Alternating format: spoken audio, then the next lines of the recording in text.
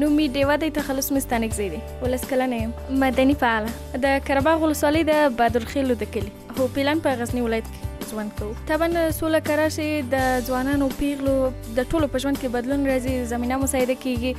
که تاسو اوس وګورئ ډیری کسان بې زده کړې پاتې دي، بې تعلیمه پاتې دي. که طبعا سوله راشي موږ زده کړو ته لاسرسی پیدا کولی شو، خویندې ورونه ټول زده کړې کولی شي.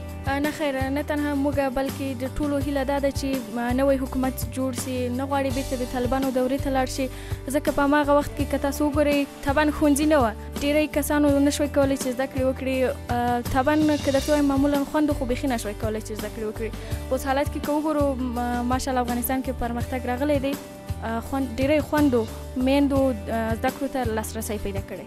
د ښځو په حقونو باور لرم، ځکه دا چې د خویندو حقونو ته پاملرنه نه ده شوې. البته باید ووایم چې پاملرنه شوې خو دومره زیاته نه.